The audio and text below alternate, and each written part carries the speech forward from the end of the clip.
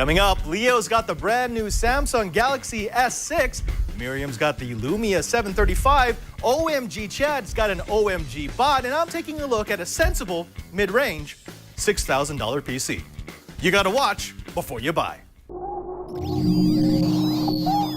Netcasts you love. From people you trust. This is Twit.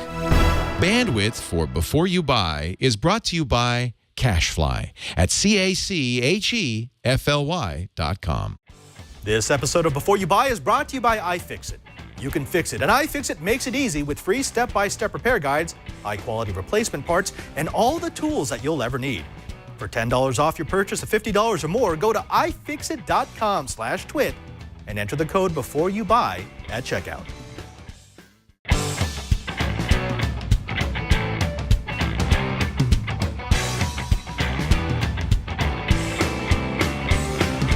Welcome to Before You Buy. It's Twit's product review show where we take the latest in gadgets and gizmos that we get here at the Twit Brick House and we give it to our hosts, to our guests, to the people who can give you the most honest review of technology that you can possibly get. And I am proud to welcome the first reviewer. Yay. You know him. You love him. Yay. It's Leo Laporte. I came in on my day off to review this. I I'm know. so excited What are you about doing here? You should be soaking in a tub or walking through the fields. I could bring this in the tub. It's not waterproof, though, let me tell you. Speaking of this, there's been a lot of buzz on this device, Yeah. and I've been watching your albums. It's nothing short of spectacular. This is the Samsung Galaxy S6. Came out today as we record this, although I don't know why, but I was able to pre-order on T-Mobile's site a week ago and got it a few days. Actually, I got it, I think, Monday of this week, so I've had it for 5 days. I love this phone. I brought the iPhone 6 along to give you some idea of size comparison. It's very similar. It's 7 millimeters, almost exactly the same thickness. Screen's bigger, but at least to give you an idea of what it's going to feel like to hold this thing. This is a very slim, light, and I think beautiful phone. Yeah, it's mad at me because I've been using it. I used up the battery. It is a fingerprint magnet. Like the older iPhones, it has a glass back. This is a Gorilla Glass 4. And there are two, as you know, Galaxy S6s. This is the Edge, where they've actually bent the glass, the screen, around the edge slightly. And that gives it, I don't know. I mean, some people might not like this, but I just feel like this is the most elegant and beautiful phone I've ever beheld. You know, when I heard about that edge, I thought that's a gimmick. Who cares if the glass is bent around the edges? But it makes it look like a futuristic phone. Yeah. It looks good. You can probably feel it's getting a little warm. That's one of the, what you're going to see in here is a phone where there's no compromise in terms of the processor, the screen. This is an amazing 2560 by 1400 screen that's giving you 577 dots per inch. I can't think of any screen I've ever seen on any phone with that kind of resolution. That means it is more than Retina. I mean, you could use a magnifying glass. You probably couldn't see pixels on this. And as always with Samsung screens, the color reproduction is very, very nice. You know, this poor little iPhone's going to get unhappy if we leave him there. He's just going to start to feel bad. They've done they have 4 or 5 different settings, actually more like 3 different settings. You can have adaptive. This is the photo setting for it, and I like that. It seems to be the most accurate color space. Of course, it's got TouchWiz on it, but it is Lollipop 5.0.2. First thing I did when I plugged it in, they sent an update out, and I have a feeling there'll be some more updates because there's a few things on this that are a little odd, but let me give you a tour of some of the great features. First of all, it does have a fingerprint reader, as the Note 4 and the S5 did. But remember, Samsung was really disappointed with the results in the S5. It wasn't different enough from previous generations, and it had that industrial feel, as does the Note 4, where they compromised design and function, design for function. And I love the Note 4. It's what I've been carrying. But this is a no compromise design. I mean, it is just gorgeous. In every respect, you don't want to put this in a case. No, I don't know. I haven't dropped it yet. I don't know how resilient it is, but it is just gorgeous. So they've had a fingerprint reader, but it's always required a swipe. It's that old school fingerprint reader. This is an iPhone-style fingerprint reader. Unfortunately, I've set it up so it recognizes I'm at work and it keeps it unlocked. So I don't know if I can show you Let me see if I can do this one more time. Now, see, it's unlocked. No. But all you have to do is touch it, just like you do on the iPhone. It works almost, not quite, but almost as well as the iPhones. Instantaneously reading without any movement. You don't press the button in, and it seems pretty accurate. And of course, banks, financial institutions, LastPass uses it. So that's good. You feel much more secure with this phone. There's a backup password you can enter if your fingerprint doesn't work. But the thing most people are going to talk about is the camera. Now notice there is a little camera bump. When a phone is 7 millimeters, you can't get a camera in there without giving it a little bit more room. They have here 16 megapixels, very fast f1.9. Oh, wow. That is as fast as there's nothing faster So on the market. you can finally get indoor pictures with an Android phone. Yeah. Wow. Okay, Yeah. nice. And in fact, why don't we show some of those pictures? Oh, my phone's ringing. It is Mission Impossible. How do you like that? Take down notice. Great speakers, and one of the things I really like about this phone, and Samsung's done this before, they have an adaptive audio capability. So when you plug in your headphones, you actually do a listening test, a hearing test, and then it makes an equalizer frequency response according to your hearing. And I love this. I couldn't find it in the Note 4. It was in the S5 and the S4. They brought it back, and that actually is a great big selling point. For especially as you get older and your hearing deteriorates. I can't hear the high frequencies as well, so they equalize them up. And this music sounds on headphones sounds great on this. But let's show you some pictures because that's where this camera phone sings. I am willing to say it right now. This is the best. It's better than the Lumia 1020. Bar none. This is really. low light. Now they're saying low light is good. Yes, it is. This is low light because this is in my wine closet. With like one bulb. Keep going through these here. You got a little slideshow going. This, by the way, is using the adaptive focus. So it's kind of funky. You can change the focus. But this is with no lights at all. If you watch the next picture, that's no lights at all. It's dark in there. Looks fantastic. You'll see a little graininess, but it looks fantastic. Now, given enough light, as we did yesterday when we went, Lisa and I went on a walk in the park, I am getting pictures. That's a pano. And you can see there's a little flaw in the bottom there. There it is where it's cropped down. Every bit as good as my digital SLR, it feels like. I mean, these are amazing. The color reproduction, the crispness, it's incredible. This is easily the camera phone for you if you want to take photos. Now, one of the things that I've noticed about a lot of Samsung's previous phones is they just overkill with modes on the camera. Did they do that on the S6? They do, and let me show you what the modes look like, though, because I think they've done it in a nice way. So I'm going to go back to the home screen here and launch. This is the Samsung camera. Of course, there are third-party cameras you could put on here. The modes are here. And you see, they've made it much less offensive. Yeah. It used to be and you can take more, you can download more, you can take them out. The basic modes are auto. Pro is an all manual mode. I really appreciate that, where you can adjust everything. You can change the ISO, the white balance. You can change the exposure, the focus. It's really nice to have all of those modes there. It has a great pano mode. You've seen some of the pano pictures. They really come out great. Slow motion and fast motion, much like the iPhone, you can select which part of the video is slow or fast. It's got a nice little video editor built in. The virtual shot is a 360 pano. Animated GIF, that's one I downloaded. Kind of fun. If you do a burst mode, it'll turn it into an auto awesome, much like Google does. You don't really need that. But you see, it's very unobtrusive. I feel like they are not really overwhelming you with the modes. Actually, let's go back to auto mode because I don't want to overwhelm the screen. You do have an auto HDR, which I've used almost all the time because it just seems to do a good job. And because this is such a fast camera, the auto HDR is very fast. You don't feel like you're taking multiple pictures. It's just the same as without it. Now, that's what's interesting about this particular phone is they've got an 8-core Samsung Exynos processor in here. But what it really is 2 quad-core processors. Okay, so they bonded them together. There's a Cortex A53 running at 1.5 gigahertz, and there's a quad-core 2.1 gigahertz Cortex A57.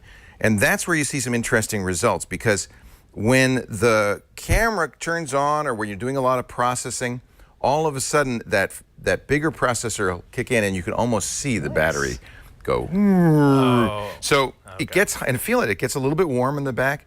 This is a phone where it's hard to say what the battery life is because it depends a lot on how you use it. The battery life, though, is disappointing. 10 to 12 hours in my usage. When I went out to take pictures, in fact, let's show some more of these because I think they're so good. When I went out to take these pictures, We went for an hour walk. And this I is lost- all auto HDR, right? No, some of it's not. That's not. Really? That's just regular. Oh. When we went out, I lost about 30% of the battery in an hour because I'm taking a lot of pictures. So I find that a little bit disappointing. So You you're, wanna see how you can- you're always waking up that second CPU just to handle that there processing. are right for some things, not for making a phone call, not for texting, not for a lot of the things one does with a phone. But unfortunately, the thing you're going to want to do with this phone, which is spend a lot of time on the screen reading stuff and a lot of time taking pictures. Let me show you. This is a really weird one. This is okay. This is a little strange. It allows you. I rotated the phone around Lisa, and it allows you to make a kind of three-dimensional. I should do this to you, Padre. Oh, that's going to take a lot of processing power. Well, I started playing this back, and it killed the battery. So yes, exactly. But you got it. The processing power is there if you want it.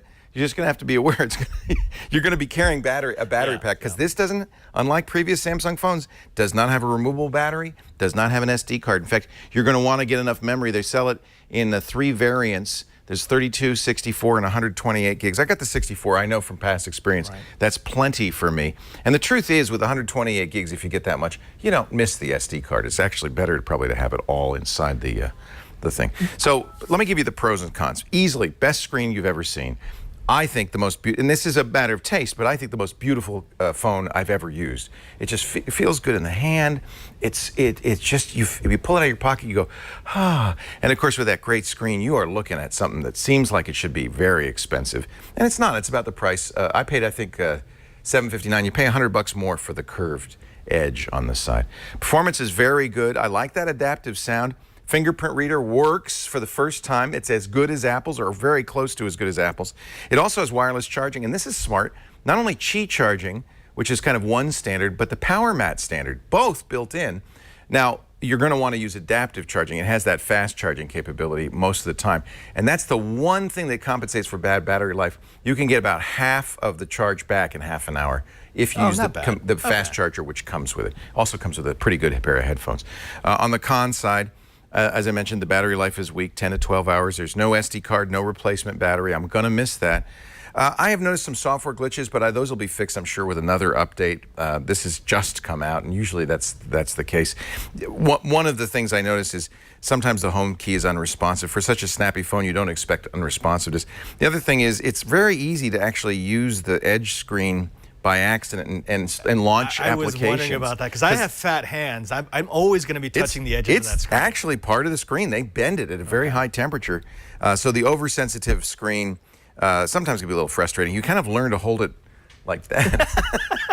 I haven't even shown what the edge does. It doesn't do much. It's not like the Note 4 where the edge is a very fancy thing. If you do this just right, as you can see, it's showing some stuff. Okay. You can get the date, the weather, it's upside down again, although I can get it to turn around. I don't know how it's, you know, there's some confusing stuff in here. They'll get that sorted within a month or so. You can see I'm also getting sports scores. I'm getting stocks. So there's some tweets. I can get news updates as well. And there's a really weird thing. You can have 5 people that have colors. So let me pull this in. These are my 5 favorites. Each of them has a unique color. Whoops. Do that again so you can see it. You see how it's kind of finicky? Come here. Each of them has a unique color. So the phone will glow with that color when I've got a notification or a call from them as when I have it face down. It also has a night clock, which I've turned off because it's supposed to just illuminate the edge, but the whole screen is faintly lit, which means I have another light in the room, which is not acceptable to me and others. But it's like a little night light. And then you have a side clock.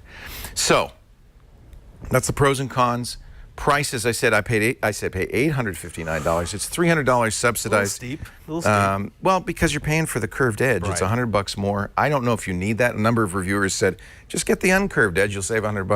But I think it's pretty. It's pretty. It's really pretty. So you have to decide if $100. Can't see it, but yeah, it's pretty. I would actually get the edge. I would say there is no question in my mind that this is the best Android phone on the market today, and I've looked at them all. It's probably going to be the phone of 2015. Wow. And I think it even if you're an iPhone user, you're going to want to take a look at this. It gives it a strong run for the money. The best camera ever, even better than the iPhone 6. So a definite buy in the Samsung Galaxy S6 Edge.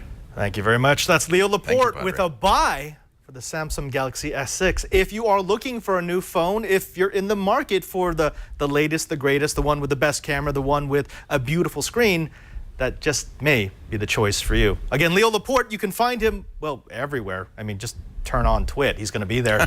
How many shows do you do now? I only do 10 shows. What are you talking about? You're down to like 20 hours a week, I think. So you're kind of slacking now. Not a bad thing. We got a new one coming, so maybe I'll be back to work. Whoa, wait. That's Ixnay on the une.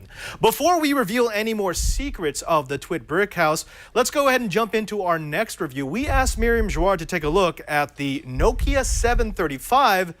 Here's what she said about their new hotness. Hey, it's Miriam with Before You Buy, and this here is the Nokia still, Lumia 735. Yes, this is one of the last phones released with the Nokia brand, and it is a really delightful little mid-range phone. So this Lumia 735 is really designed to be Nokia's or Microsoft device's selfie phone, and it has a good back camera and a good front camera because of it. But it's interesting that even though both phones are mid-range and about the same price, they both do some things better than the other, and you're kind of compromising either way. I would probably pick the 830 myself, but let me tell you how the 735 is better than the 830. And if you look at them side by side, the display is actually significantly better on the 735 than it is on the 830. The 830 here is a 5-inch IPS panel, but its blacks are very faded. They're very gray. You can't really see it here, but it's a bit more noticeable when I go in the menu, for example.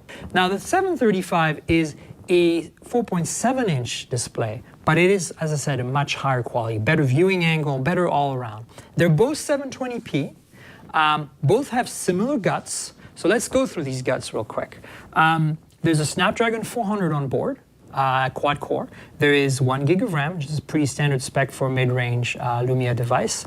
This has 8 gigs of built-in storage to micro SD, so you really are going to need a micro SD card for this phone. You're going to run out of space really fast, whereas the 830 has 16 gigs of RAM. Of storage. There's no capacitive buttons on this phone, whereas the 830 does. So it basically relies on the software on-screen buttons. And that's a change that's come to some of the new Microsoft devices and Windows Phone phones. Also lacking is a dedicated camera button. So that's one drawback compared to the 830, is you don't have a double to 10 camera button. You have to launch the camera by going here at the top and tapping on the camera icon, or you can put a tile on your, here it is, you can put a tile on your desktop, here, that's just the camera. But that's a minor thing, right? Again, it's a bit disappointing because this is a selfie phone. You'd think that, you want to take a selfie, you're going to have a dedicated camera key would have been a nice thing. But I guess they put all the money on the display, so you lose some things on, like the amount of storage and the camera button. But spec-wise, there's nothing to complain about. This phone you can buy, this is a European model, so you can buy it online right now in the US for about $300. It does have LTE, but the bands are not compatible with the US. So right now I'm on AT&T, but it's HSPA Plus only. So just bear that in mind. You're not going to get LTE. There's a 730 that's dual SIM, potentially with 3G, and then there's a 735 that's LTE compatible. So this is a 735 with LTE. They're both exactly the same in every other way. Again, comparing these two is important. They both have wireless charging, Qi wireless charging, which is great. You don't see too many mid-range phones with that. And then the other things to keep in mind that are a little different is that this is a metal phone, so if you drop this phone, well, you're going to scuff it up. I mean, it's very robust, but you're going to scuff it up. This phone is all plastic. If you drop it, it's very easy. You can take the back cover off, and it's basically the entire phone is the back cover. So you just take it off like this. Let me just show you right here, and you just replace this entire back cover that wraps all the way around the phone, and you now have a brand new phone. So, that covers probably 20 bucks or so. It comes in different colors too. So if you want to change from an orange shell to a, say, black or white, I think there's also this shade of green if you want it. So that's what's cool about the 735. Let's talk about the cameras. It is a selfie phone after all. So there's two cameras. There's a 6.7 megapixel in the back. You're going to say, huh? Well, that's kind of weird. Who does a camera with such low pixels these days? Well, I'll get to that. And then there is a 5-megapixel front-facing camera, and of course, a selfie phone. It's going to have a nice camera in the front, and it does deliver. Wide angle, no autofocus, but a nice 5-megapixel. But really, the little gem here is the rear camera. It's surprising. As you know, the 830 has a big honking 10-megapixel OIS camera. You know, that's what it's for. It's a camera phone that's trying to be almost as good as the 930, and it delivers. But with an f/2.2 lens, you know, it does lose a little bit in terms of light gathering ability, which is compensated for with the OIS, the optical image stabilization. This has no optical image stabilization, of course, but it's got an f/1.9 lens. What that means, you know, if you don't know, not a photo buff, is that this thing gathers more light, like you can shoot in the dark with it. This is a shot taken pretty much at night on the side of the street, and it's perfect. Like you can zoom in, and there's no optical image stabilization. And this is what an f/1.9 lens does for you. So, you know, that's it in a nutshell. You're running Windows Phone 8.1. No surprises here. It's snappy enough. Snapdragon 400 runs Windows Phone beautifully. There's absolutely no doubt. You get all the great Lumia apps. You know, you get all the Microsoft apps like OneDrive, Outlook, all, you know, Office, of course. So this is really a good phone in terms of, you know, if you are working for a company, for example, that has all of their business on Microsoft systems. Yeah. I mean, really, I like this phone a lot. For me, it's always a toss between these two because they both have advantages and drawbacks, and they're both mid-range and about the same price. And of course, in terms of the US, you can get this one, the 830 on AT&T, subsidized. So this might cost you a little more, but if you're looking for a very versatile, beautiful Windows phone, this is it. So, summary. Let's talk about what's great and what's not so great. The display. This phone, well, first of all, it's a great mid-range phone, so that's one plus. Secondly, the display. Third, the rear camera. It doesn't really need OIS, is really the takeaway. It's f/1.9 can gather so much light that in most cases you'll be a happy camper. Now, front camera is pretty decent. I'm not a huge fan of, you know, the whole concept of a selfie phone, but if you take a lot of selfies, this is absolutely a worthy choice. So those are the kind of the top things. What's bad about it?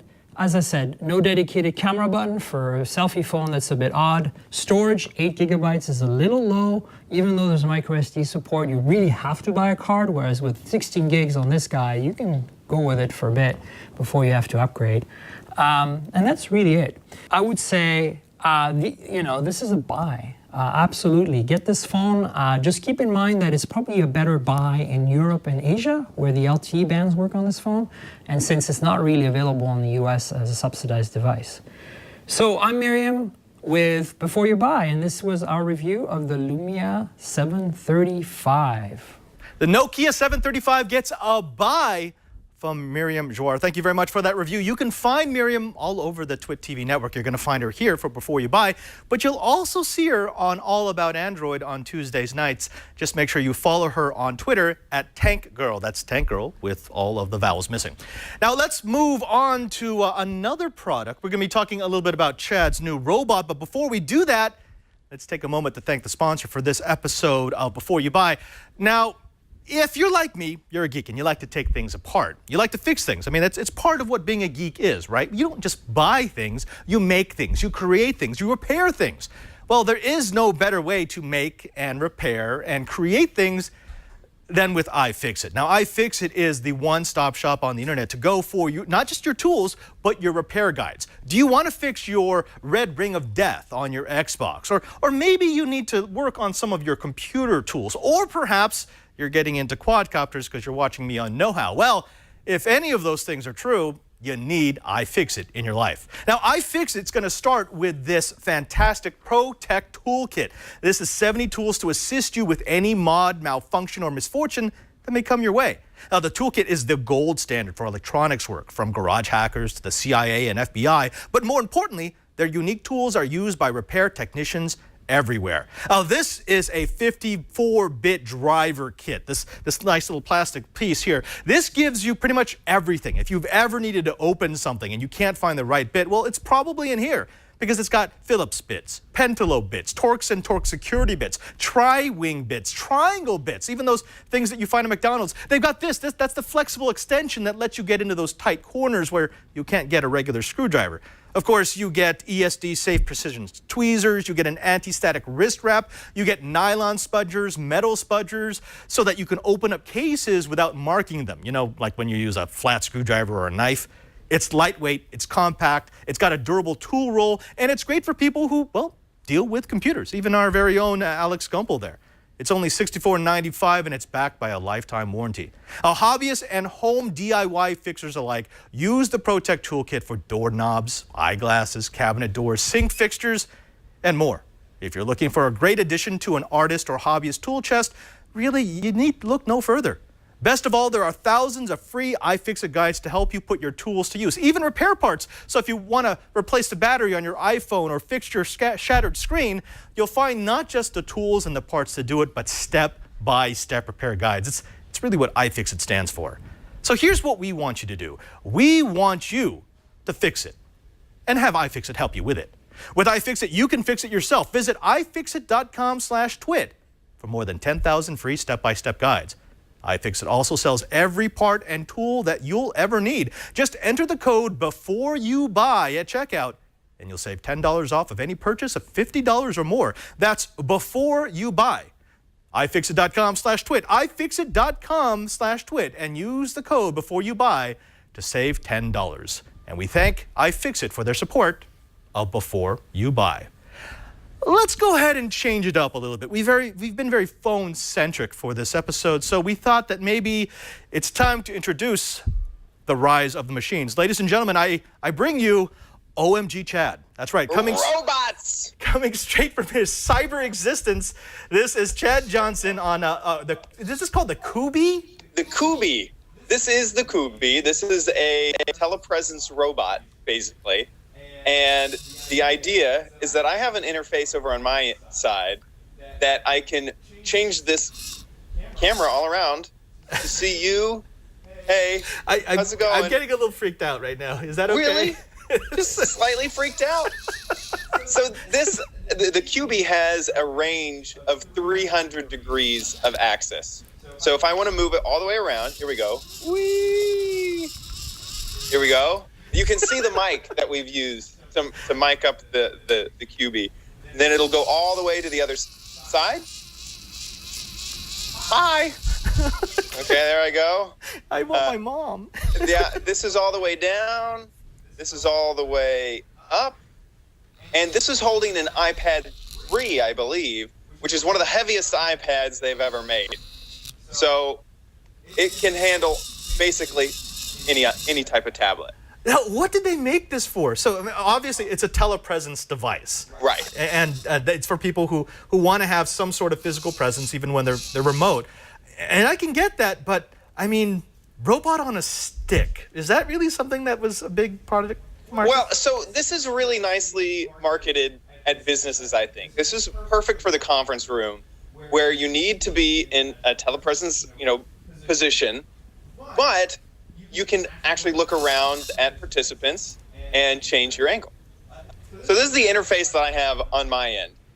It's very simple. If I want to see something, I can click on it, and it will center it on that. Ooh, there we go. It's a little bit latency. It's pretty solid here with the Wi-Fi that we have, and I really love the interface that if I want to click that little ball, it now centers the view basically on that. You also have these little sliders on the side, so if you want to go all the way up or all the way down, you can do that without just clicking on the interface. You can also hide your picture-in-picture, decide if you mute your audio, video, speakers, or in the call. Now, one of the nice features about this, if you are working at a company that has an internal video system, like say Cisco or maybe even Skype, who relies on that security of that internal video system, this Kubi video probably wouldn't work for them. So, Padre, if you could, in this call, let's go back to you over at the set and start up the other app that I asked you to set up.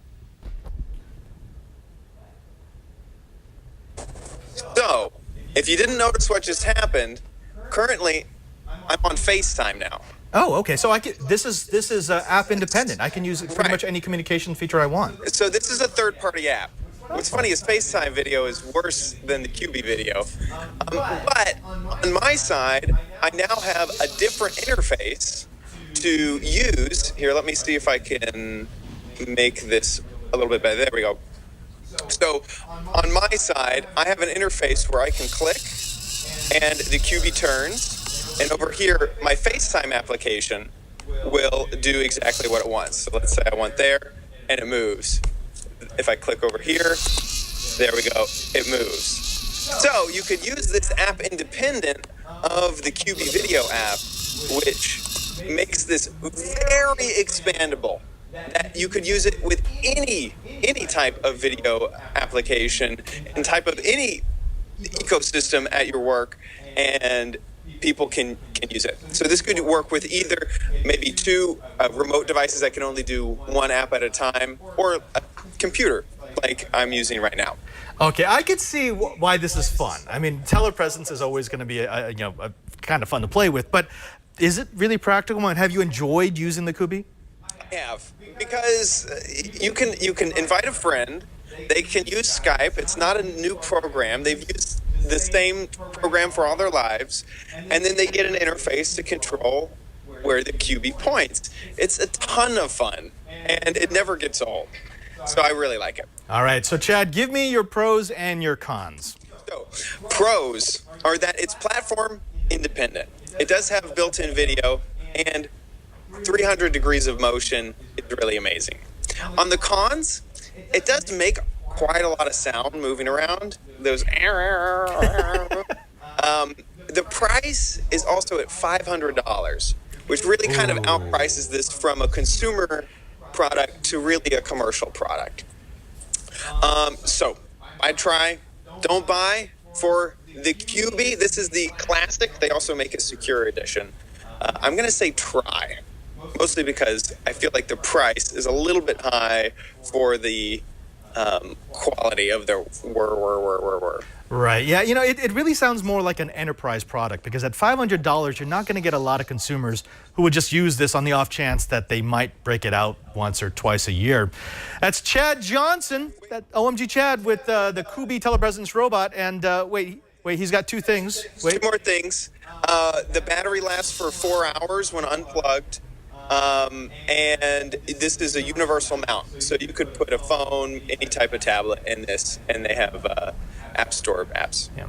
And I believe that this is actually the way we're going to be bringing you into the TWiT TV network from now on, right? We're just going to, you're going to be a head in a jar. Yeah, I love it. Fantastic.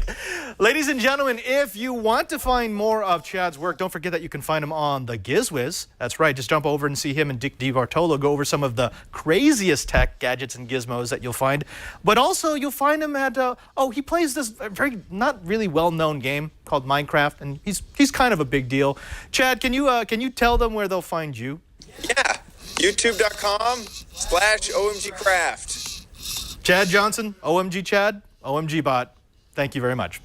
Now, we've got a little bit of a first look for you here. We've shown you some phones. We've shown you a Telepresence robot. Now I thought I might show you a very sensible desktop. Now, many of you know that I am into price performance. In other words, I like to find the highest price technology and then take it down a notch or two, because that's normally going to be the sweet spot where you'll get the most processing power for the least amount of buck.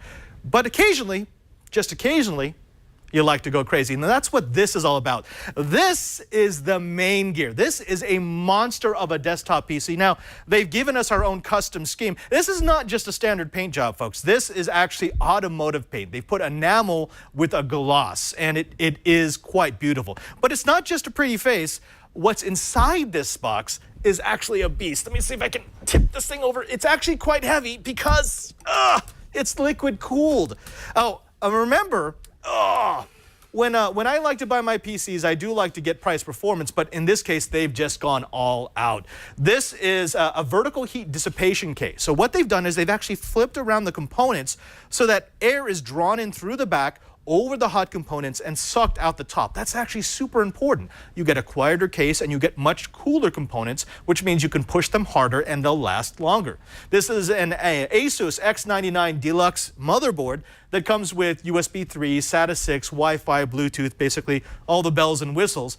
This is an Intel Core i7-5960X. It's an 8-core CPU running from 3 to 3.5 gigahertz. But what they've done is, if you look here, Zach, this is actually a liquid cooling system right next to this power supply. They've liquid cooled the CPU and they've overclocked it. Now, this is a factory overclock from Maingear. They guarantee it at 4.5 gigahertz. It absolutely screams. You've also going to notice that it's got, a couple of GTX this thing is really big. Going over the other, this is a GeForce GTX 980 times 2, 8 gigabytes in SLI. You could add one more. They've actually got a configuration of this that's even higher that will put it in a 3-way SLI, which is also quite nice. Now, it's got 16 gigabytes of DDR4 memory. It's got a Maingear EPIC 180 supercooler, so you can keep the processor nice and cool without creating a whole lot of heat bloom inside the case. It's got an 860-watt Corsair Platinum power supply, two 256 gigabyte Samsung Evo 250 SSDs in RAID 0.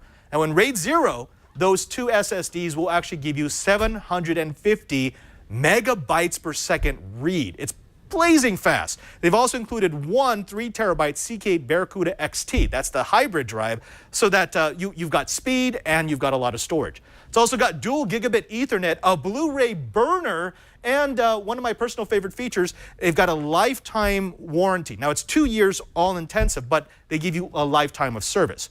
It's not just the hardware, though. They've really put a lot of thought. This thing does actually have a window here, and it's got lights that you can control. So if you are one of these people that likes to light up your case, you've got that. They've also got this innovative cable management. I didn't like it at first, but the more I think about it, the more it makes sense. Because they've turned the motherboard up so that all of my components, this is actually the top of the computer, it means that all the cables get routed out through the top, and then you can lock them down. It makes it so neat, so clean. You don't have cables dangling off the back of your PC. And I got to tell you, I'm excited to actually do the full review on this, because I know I've never had a computer with this much performance before. From the factory, they say that this will do, a 3D Mark score of 12,105. That's absolutely screaming. But of course, we're going to verify that. Now, you might be asking yourself, well, what's all that going to cost? I mean, the CPU alone is going to cost over $1,000, and the video cards are going to be running very nearly that per. So it's actually difficult to price out a Maingear, because they didn't give us the price in the review. So I had to go to their website. As reviewed, this is about a $6,000 PC, and it's not even the high end. They've got more expensive units that are far more decked out, that have more memory, that have another video card. You can drive the CPU even harder. You can put a bigger power supply. But we want to see what a mid-range crazy performance machine will do, and that's what Maingear is going to let us do. I'm going to give you the real deal. I don't want to just spec this thing out and see whether or not it runs and then say, oh yeah, it goes, you should go buy one. I'm going to use this as my daily driver. I'm replacing my Predator. I have an Acer Predator that I use as my video workstation back in my studio. I'm going to do all my production. So every video that you see from here on out until I do the full review of this Maingear box will be done on this Maingear box. So by the time I get to the full review, I should be able to tell you whether or not this is worth its weight in gold. And trust me, that would be way more than $6,000, because this thing is heavy. That's the Maingear. This thing will be available. Actually, it is available right now. The Maingear Shift Superstock. Check it out. Just go over to the Maingear website and see what we're dealing with. And maybe it's your next PC. Now, let's go ahead and move to something that I enjoyed. Here on Before You Buy, we've started up a new segment that we like to call the parting shot. It's a product that typically doesn't deserve a review all of its own. We get a lot of products that, they're nice, they're interesting, but just can't see us spending a whole lot of time on doing them. We like to hand them out to members of the TWiT family and just let them give us some initial impressions. And in this case, we've gone to Megan Maroney and we've given her the Fuel Ion wireless charger. I am Megan Maroney, and I host i5 for the iPhone and also Tech News Tonight. And I am here to review the fuel ion charging system for the iPhone 6. It's from a company called Patriot. And I thought it was okay. It charges through magnets, which is interesting. It's a whole system. All of these parts are sold separately. You can buy the case. You buy the case with either the stand or the pad, but you buy the battery separately. So like most charging systems, you're not going to get completely free of the wires. They're still going to hook up to the stand or to the pad. But it starts with the case, and you slip your phone into it. This was the thing that first was off-putting to me because it was not that easy to get this in and out. There was this little connector here bent, which was not so much fun. But now it kind of loosened up a little bit as I used it, and then you just snap it in, and that's the super strong magnets there. And then you plug this into a USB port, and then you just snap it on, which is great. It works in portrait and landscape, as we call it in the business. And you can probably hear that it's charging. Then you know it's charging. A few times when I did it, it said that the system was not supported, and that was a little scary. I was afraid I was going to crash my iPhone, but it didn't. The other parts are this battery that you charge the same way you charge the phone. You charge the battery on the stand or on the pad. You can actually do both. You can charge the battery while you're charging the phone, or just do one by one. And then here's where the mobile charging comes. If you need a little bit of extra juice, you bring this with you, stick it in your pocket or your purse, and snap it on if you need some extra charging. I think the price is why I would not necessarily call it a buy. The prices for the charging stand costs about $40. The case costs about $50. The charging pad costs around $36. And there's a charging stand that attaches to your windshield, so you can use it while you're driving. I didn't test that, but that costs about $36 also. And if you have an older version of the iPhone, I noticed that those are cheaper for all of the parts, but it does come for the iPhone 5, and those parts will be a little bit cheaper. The other thing it doesn't use your traditional iPhone connector. It uses this other type of connector. So your connector that comes with your iPhone is basically just no longer useful, and if you have that, you can't use it on there and to use with the charging system. So that's about it. If you want to spend approximately $200 on a charging system, go for it. For all those reasons, I would call it a don't buy. Back to you, Padre. Oh, sorry. So close, but too expensive. That was Megan Maroney with the Fuel Ion wireless charger. Nice product, but you got to make it more affordable before we can recommend it to our audience. Now, we want to thank you very much for joining us for this episode of Before You Buy. A special thanks to all the hosts who made it possible. Of course, to Leo Laporte, to Miriam Giroir, to OMG Chad Chan Johnson, and to Megan Maroney, which, by the way, you can find her every day, actually, for weekday, for Tech News Tonight, as well as i5 for the iPhone and iPad Today. Don't forget that we do this show live every Friday around 2:30. We're probably going to adjust the schedule for that. Pacific time. Just go to live.twit.tv and you can watch the pre-show, the post-show, and everything in between. We like to show you how the sausage is made. It's part of the experiment that is Twit TV. Speaking of that experiment, go ahead and jump into our chat room at irc.twit.tv. I've got a little screen down here where I can read what you're saying. So as we go along, especially for the live segments, it gives us the opportunity to answer the questions that you may have about the products that we are reviewing. Don't forget that you can find our show page at twit.tv/BYB. If you go there, you'll find all of our back episodes so that if there's a product you want to check out from the history of Before You Buy, you can always go there and get it. And you can also subscribe to the show so that every episode of Before You Buy gets downloaded automatically to your device of choice. Until next time, I'm Father Robert Balaser. This has been Before You Buy, and remember, you got to watch before you buy.